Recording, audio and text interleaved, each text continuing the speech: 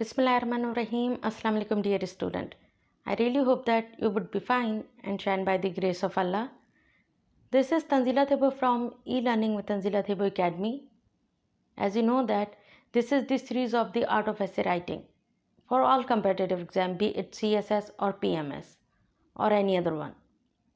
And in this series, you are being taught each and everything about essay writing in a very simple way.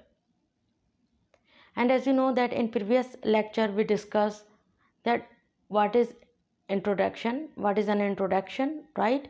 And what are the most important parts of introduction. Introduction की मैं importance बता ही चुकी हूँ previous lecture में.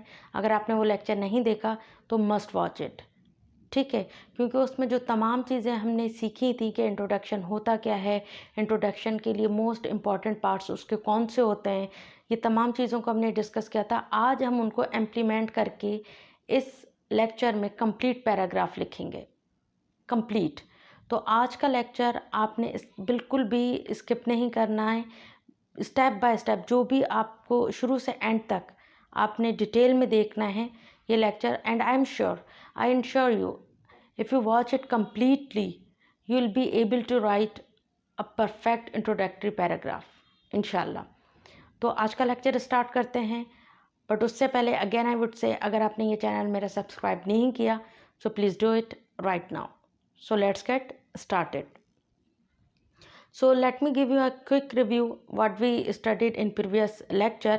देखिए हमने सीखा था, मैंने दोबारा आपको रिमाइंड करवाया था कि ऐसे स्ट्रक्चर होता क्या है, ठीक है. फिर व्हाट इज़ एन इंट्रोडक्शन हमने सीखा था कि इंट्रोडक्शन होता क्या है, ऐसे में उसका कितना बड़ा रोल है या क्या इंपॉर्टेंस है, वो तमाम डिटेल में मैंने आपको बताया था. फिर हमने सीखा था introduction structure, it is extremely important to understand, वो हमने डिटेल में समझा था. फिर उसमें हमने सीखा था पार्ट्स ऑफ स्ट्रक्चर, कि वो ऐसे कौन से पार्ट हैं जो होने लाजमी है एक परफेक्ट और अट्रैक्टिव इंट्रोडक्शन के लिए. तो सबसे पहले तो हुक है, ये मैंने आपको बताया था कि हुक होता क्या है. इसको बनाते देखें, आपने ये तो जाना था, पता है आपको कि हुक सेंटेंस होना चाहिए, पर इसको बनाएं कैसे वो मैंने डिटेल में मैं उसमें एक्सप्लेन कर चुकी हूँ. General statement, how to write general statement, इन तमाम चीज़ों को हमने डिस्कस किया था, राइट. अब हम इनको इम्प्लीमेंट करेंगे आज इस लेक्चर में कंप्लीट इंट्रोडक्शन लिखकर. अब देखें आज की आउटलाइन है, this is the outline of today's lecture, that how to write a best and attractive introduction in एसे,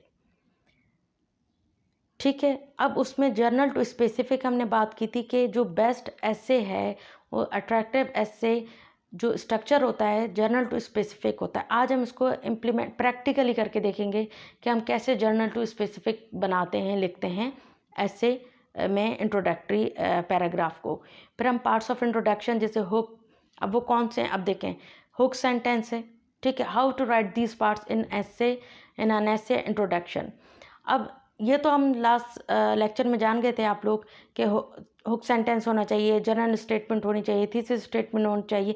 अब इनको कैसे लिखते हैं और जैसे सपोर्टिंग पॉइंट से इनको कहाँ से लाते हैं, अगर लाते हैं आउटलाइन से तो किस तरह लिखते हैं, ये सब कुछ इस लेक्चर में आज आप सीख जाएंगे. अगेन आई वुड से, अगर आपने ये कंप्लीट लेक्चर देख लिया तो इंशाल्लाह you will B master of introduction इंशाल्लाह. तो देखें पहला आ जाता है, ये स्ट्रक्चर है, इंट्रोडक्शन स्ट्रक्चर है, जर्नल, नैरोइंग, स्पेसिफिक. अब वो किस तरह लिखते हैं, अब देखें वन बाय वन हम करके करेंगे. पहले सबसे पहला हम इस तमाम यानी पार्ट्स को इम्प्लीमेंट करने के लिए एक टॉपिक चूज़ करेंगे ऐसे का, जो मैंने प्रीवियस लेक्चर्स में भी चूज़ किया था, growing of social media prospect and problems. मैं एक ही टॉपिक इसलिए रख रही हूँ क्योंकि आपको अच्छे से समझ आ जाए कि ब्रेन स्टॉर्मिंग कैसे करनी है उसको बॉडी पैराग्राफ में कैसे लिखना है, उसकी थीसिस स्टेटमेंट कैसे बनानी है. एक टॉपिक इसलिए लिख रही हूँ कि आपको समझ आ जाएगा कि अच्छा जी ये तमाम चीज़ें इस तरह इम्प्लीमेंट होती हैं, ठीक है. तो एक टॉपिक हम चूज़ कर लेंगे, उस टॉपिक चूज़ करने के फ़ौरन बाद हम उसका हुक सेंटेंस लिखेंगे, ठीक है. हुक सेंटेंस लिखने के फ़ौरन बाद फिर हम जर्नल स्टेटमेंट उसी की यानी कि उसी टॉपिक की जर्नल स्टेटमेंट लिखेंगे, ठीक है. फिर हम सेपरेटली थीसिस स्टेटमेंट लिखेंगे, राइट, स्टेप बाय स्टेप, फिर सपोर्टिंग पॉइंट, देन कंक्लूजन, फिर हम इन द एंड सबको रीअरेंज करके एक पूरा इंट्रोडक्टरी पैराग्राफ में आपको दिखाऊंगी। तो अब देखें, पहला आ जाता है how to write an introduction paragraph. पहले हम चूज़ करते हैं एक topic, growing power of social media, prospect and problems. Right, अब हमने ये टॉपिक चूज़ कर लिया, ठीक है। हमारा यानी कि let suppose we have made outline as well. इसमें भी मैं थोड़ा सा आपको आउटलाइन बना दूंगी कि यू गेट एन आइडिया। तो जब हम बना लेते हैं, आपको पता है मैंने डिटेल में बताया था कि ब्रेनस्टॉर्मिंग कैसे करनी, आइडियाज़ कहाँ से लेने, ठीक है। अब आ जाती है इंट्रोडक्शन की बारी। मैंने आपसे क्या कहा था, हुक सेंटेंस में एक होता है सेंटेंस, उसको हुक सेंटेंस बनाने के लिए क्या क्या हम लिख सकते हैं, उसमें आप फैक्ट दे सकते हैं, आप उसमें क्वेश्चन पूछ सकते हैं, आप उसमें कोटेशन यूज़ कर सकते हैं। ये डिटेल में मैंने फैक्ट्स और फिगर्स का भी मैंने कहा था, ये डिटेल में प्रीवियस लेक्चर में बता दिया था, how to make the attractive hook sentence, right. और मैंने ये प्रिफेयर किया था कि फैक्ट लें, फैक्ट से थोड़ा सा एक इंटरेस्टिंग लुक आ जाती है। अब देखें, अब हुक सेंटेंस इसका क्या है, हमारे पास टॉपिक क्या है, growing power of social media, prospect and problems. अब देखें, इसका हुक सेंटेंस बनाने के लिए हम किस तरह स्टार्ट लेते हैं। मैंने क्या कहा था, फैक्ट से स्टार्ट करें। अब वो फैक्ट किस तरीके से होता है, अब देखें, dawn of the 21st century has seen an unprecedented increase in the use of various social media platforms by people to voice their beliefs, ideas, attitudes and opinions. Yeah, it's fact.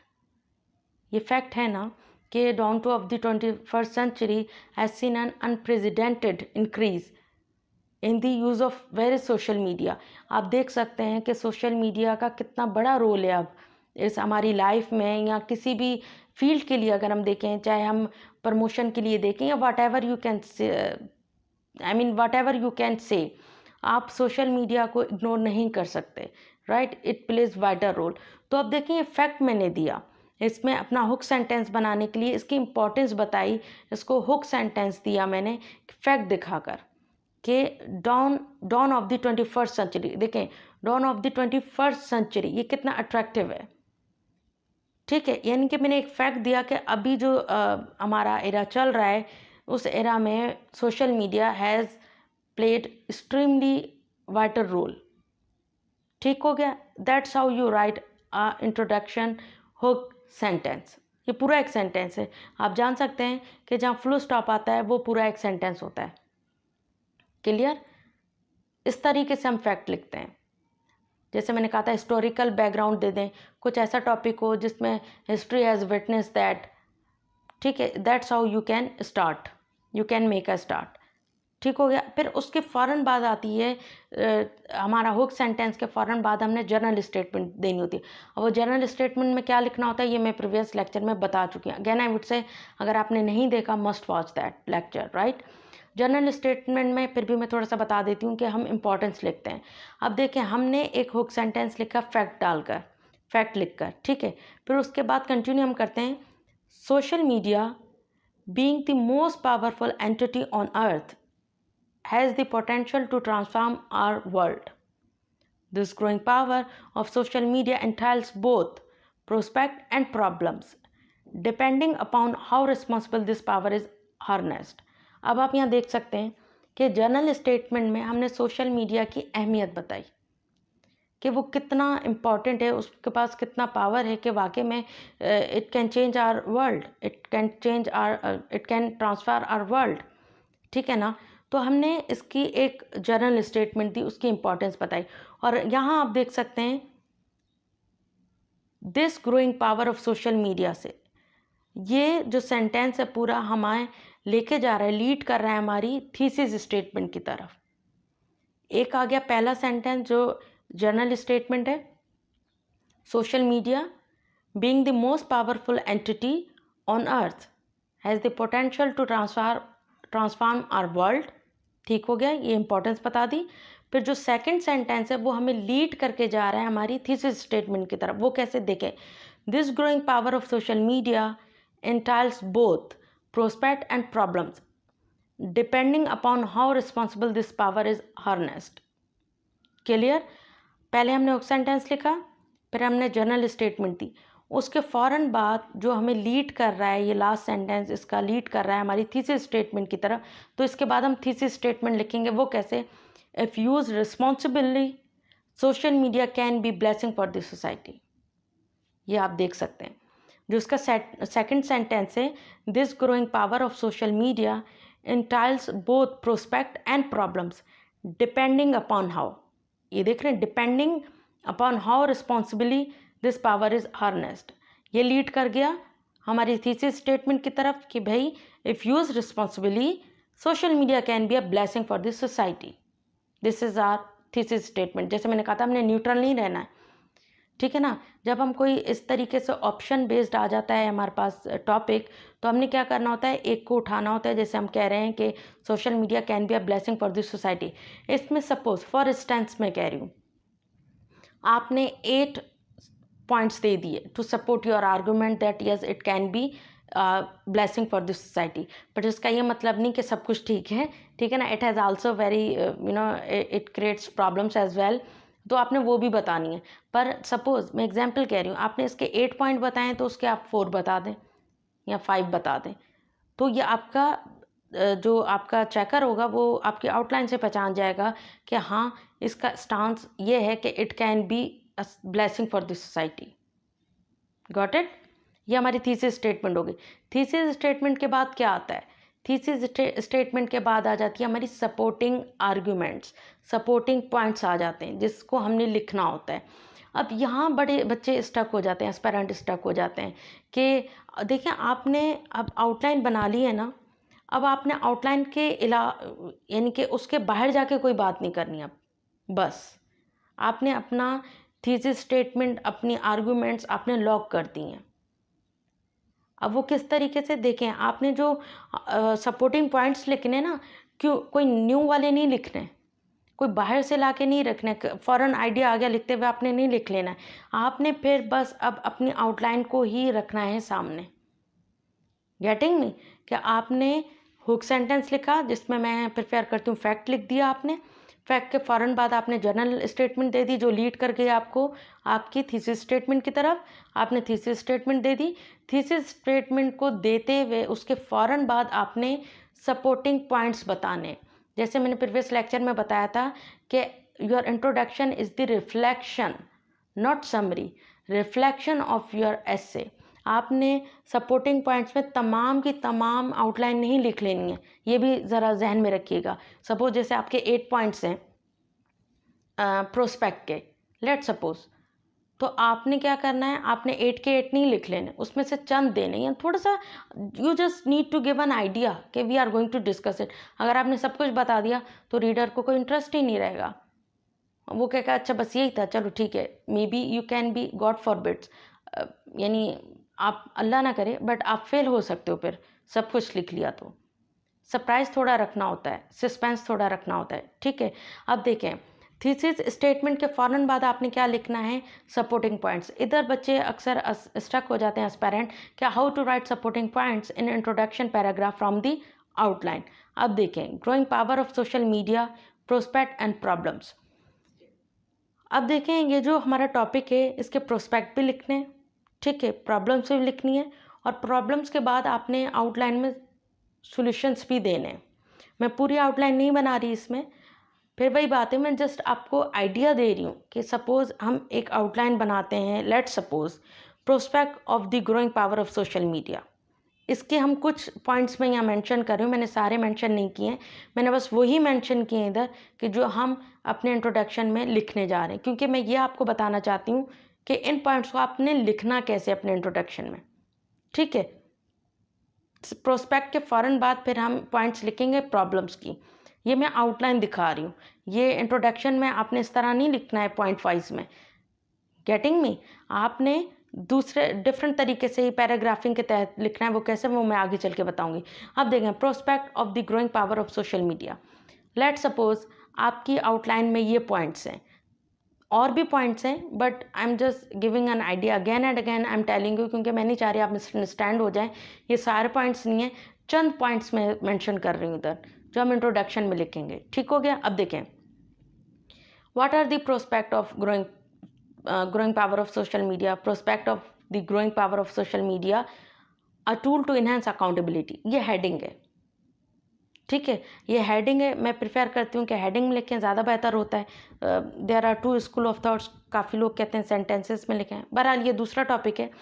अभी जो मैं बात कर रही हूँ कि हम कैसे राइट करते हैं supporting points in our introduction. A tool to enhance accountability, ये पॉइंट ले लेते हैं. A medium to speak up against human rights violations, ठीक है. A platform to ignite social and political revolutions, enhanced prospect of business efficiency. और भी बहुत सारे होंगे, ठीक है ना, लाइक 8 7 इस तरीके से आपके पास पॉइंट्स होंगे.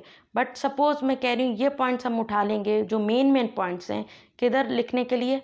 या हम लिखने के लिए स्टार्टिंग के लिख लेंगे इंट्रोडक्शन में, ठीक है.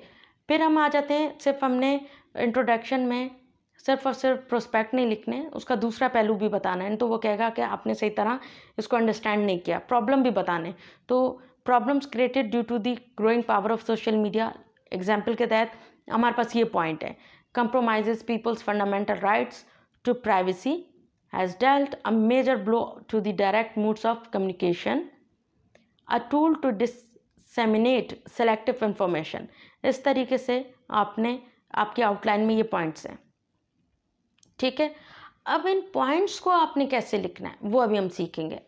पहले हमने सीखा कि हुक सेंटेंस कैसे लिखा, किस तरीके से लिखते हैं हम. फिर हमने जनरल टू स्पेसिफिक स्टेटमेंट कैसे लिखी वो हमने देखी. जनरल स्टेटमेंट जो हमें लीड कर गई हमारी थीसिस स्टेटमेंट की तरफ. फिर हमने थीसिस स्टेटमेंट लिखी. थीसिस स्टेटमेंट के फ़ौरन बाद हम लिखेंगे अपने सपोर्टिंग पॉइंट्स. अब सपोर्टिंग पॉइंट्स कैसे लिखते हैं? ऐसे लिखते हैं कि वो आउटलाइन से आपने उठाने, फिर आपने इस तरह लिखना है. फॉर इंस्टेंस देखिए, आपने कनेक्टर ज़रूर यूज़ करना है कि रीडर को कनेक्टिविटी है, कोहेरेंस है. कि थीसिस स्टेटमेंट के फ़ौरन बाद आपने ये नहीं कह देना it can be use to enhance. नहीं, आपने उसको यानी कि कोहेरेंस लाने के लिए आपने कनेक्टर ज़रूर यूज़ करना है. तो मैंने यहाँ जैसे फॉर इंस्टेंस लिख लिया, ठीक है. फॉर एग्जाम्पल भी लिख सकते हैं, टू गिव एन आइडिया भी लिख सकते हैं. इस तरीके से कनेक्टर ज़रूर यूज़ करें. मैंने उस पर भी डिटेल में वीडियो, हर कनेक्टर की जो नेचर है, लाइक स्टार्टिंग पॉइंट से या फर्दर मोड जिससे होता है, एडिशनली होते हैं, तमाम कॉजेज़ को जो शो करते हैं कनेक्टर्स, इन तमाम की लेक्चर्स मैंने अपलोड किए हुए हैं, तो मस्ट वॉच इट, राइट. अच्छा जी, अब देखें हमारी थीसिस स्टेटमेंट क्या थी. हमारी थीसिस स्टेटमेंट ये थी कि if used responsibly social media can be blessing for this society. अब हमने ब्लेसिंग फॉर दिस सोसाइटी का है जो, उसके पहले प्रोस्पेक्ट बताएंगे हम. For instance, it can be use to enhance accountability by calling upon the leaders and policy makers to be accountable for their actions. अब यहाँ से आप देखें हमारी हेडिंग क्या थी, a tool to enhance accountability. ये हेडिंग थी क्योंकि ये मैं इसलिए हर चीज़ को एक्सप्लेन कर रही हूँ. जब आप प्रैक्टिकली करते हैं ना, एस्पायरेंट जब प्रैक्टिकली करते हैं वो स्टक होते हैं बेचारे, ठीक है ना. तो that is why I am explaining each and everything. A tool to enhance accountability आपकी हेडिंग थी. आपने एज इट इज़ नहीं लिख लेनी है वहाँ, आपने इसको सेंटेंस बना के लिखना है. वो कैसे सेंटेंस बना के लिखना है ये देखें. It can be used to enhance accountability by calling upon the leaders and policy makers to be accountable for their actions. ठीक है. फिर हमारा दूसरा क्या था, हेडिंग क्या थी प्रोस्पेक्ट की, a medium to speak up against human rights violations, ये था. अब इसको देखें हम कैसे लिख रहे हैं.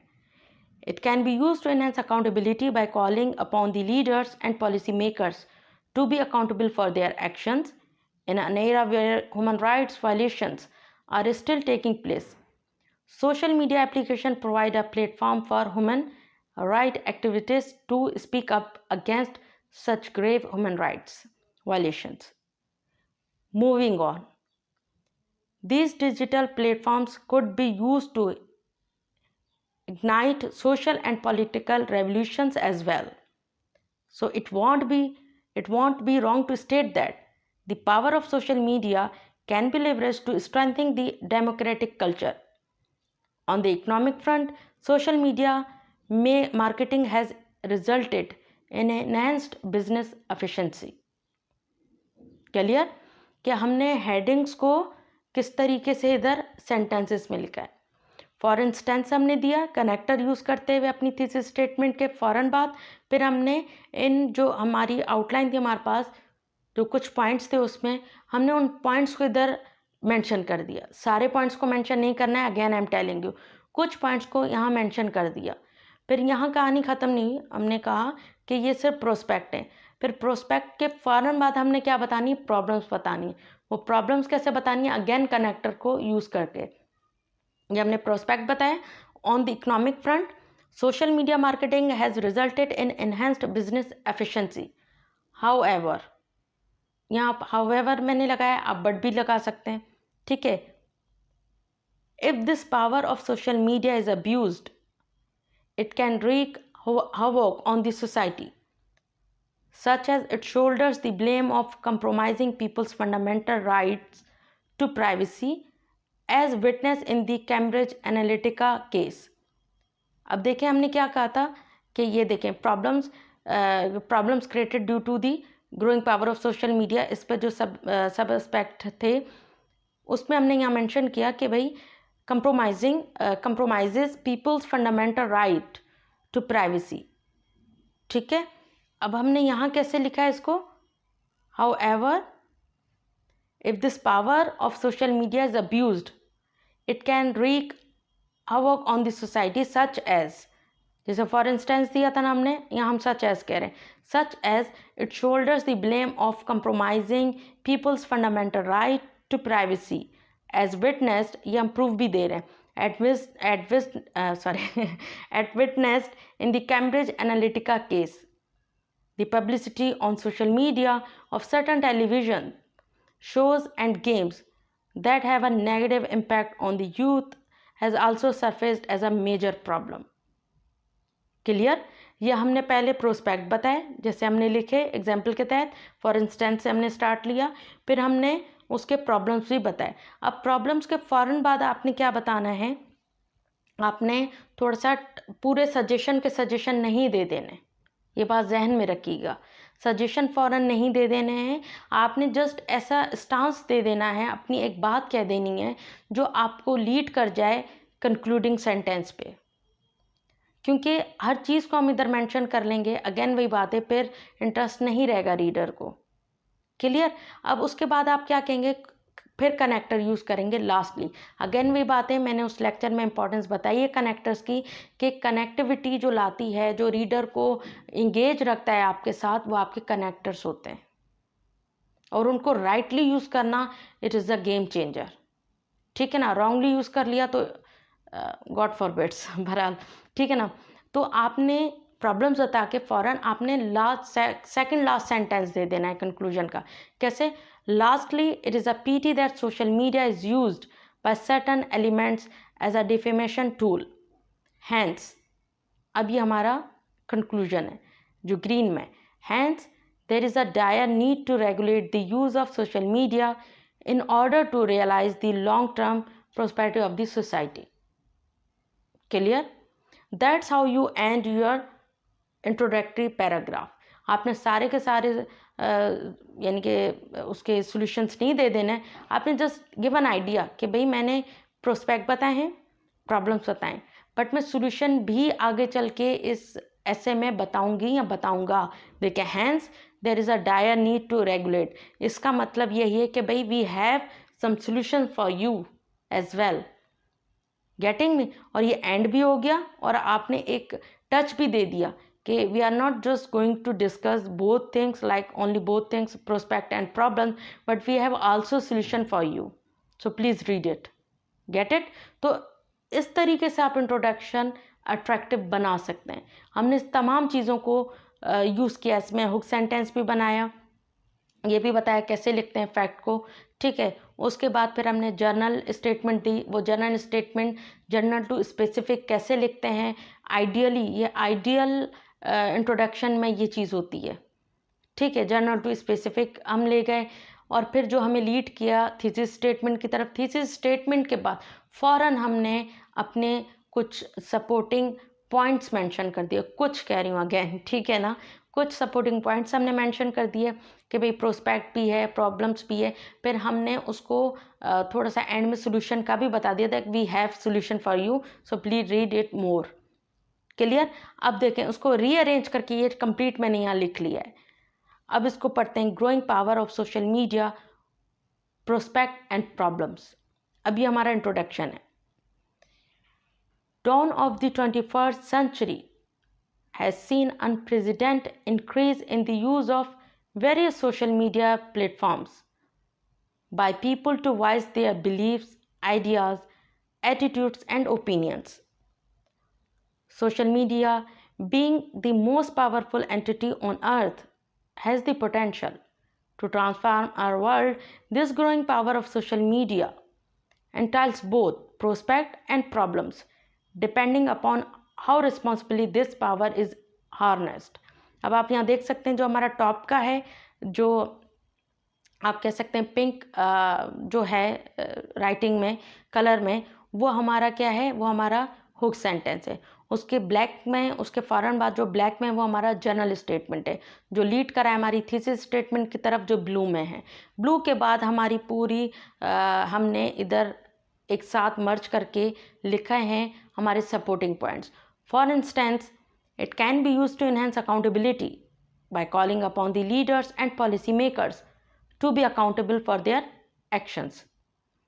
In an era where human rights violations are still taking place, social media applications provide a platform for human rights activists to speak up against such grave human rights violations.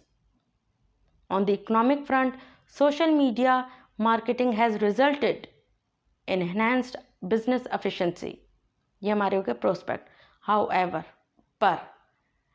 if this power of social media is abused, it can wreak havoc on the society, such as, example दे रहे हैं हम, again वही बात है, आप कहाँ से पॉइंट्स उठाएंगे, हम अपनी आउटलाइन से उठाएंगे। Such as it shoulders the blame of compromising people's fundamental right to privacy as witnessed in the Cambridge Analytica case. The publicity on social media of certain television shows and games that have negative impacts on the youth has also surfaced as a major problem. ये हमारा second last sentence है. Lastly, it is a pity that social media is abused. Lastly, it is a pity that social media is used, not abused, by certain elements as a defamation tool. Hence, there is a dire need to regulate the use of social media in order to realize the long-term perspective of the society.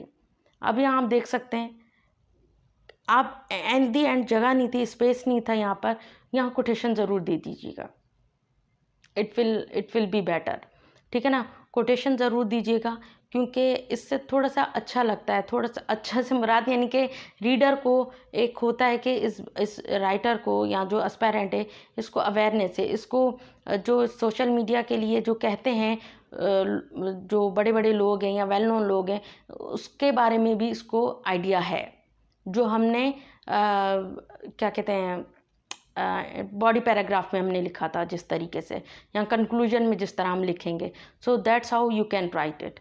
ज़रूर लिखिएगा conclusion में भी, जैसे हम लिखेंगे आगे चल के, आप ज़रूर कोई कोटेशन ज़रूर दे दीजिएगा in the end. There wasn't any space, तो इसलिए मैंने यहाँ नहीं दिया।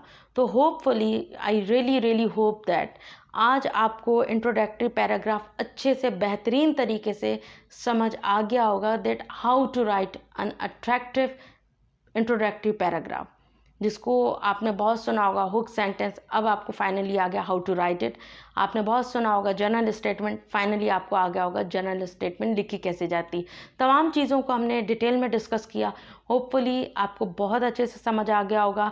अगेन वही बात है, अगर कुछ समझ ना आया हो, please do ask me, I am right here to help you guys. You don't need to worry about anything any more, since with the help of Allah I am here for you, right. तो अपना बहुत सारा ख्याल रखिएगा, इंशाल्लाह मिलते हैं next lecture में। Take care.